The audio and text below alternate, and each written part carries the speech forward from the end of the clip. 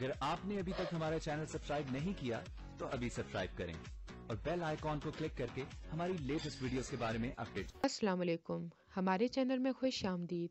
Chavez jail चला जाता है, वहाँ पे परेशान रहता है क्योंकि उसने गरीबी से ही अमीरी देखी होती है, लेकिन जब दोबारा अपने आप को थाने में देखता है तो बहुत परेशान हो जाता है और उसी में ही पागल हो जाता है।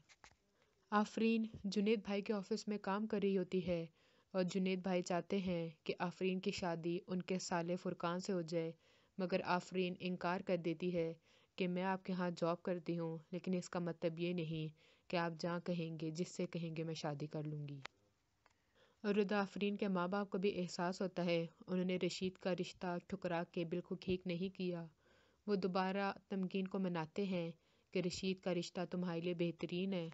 रशीद खुश तो बहुत होता है कि उसकी शादी तमकीन से हो रही है, मगर तमकीन खुश नहीं होती, लेकिन वो शादी सिर्फ इस वजह से करी होती है ताकि उसकी वजह से आफरीन की ज़िंदगी पे कोई आंच ना आए।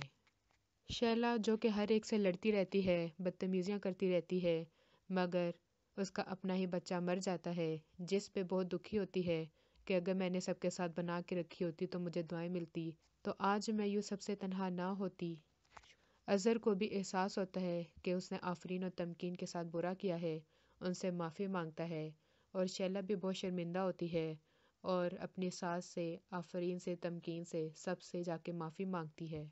सारे घर वाले खुश हो जाते हैं और तमकीन की शादी रशीद से हो जाती है, वो भी अपने घर को चली जाती है और सारे बहुत हंसी खुशी रहना शुरू हो जाते हैं। मज़ीद वीडियो तक के लिए अल्लाह हाफ़िज़।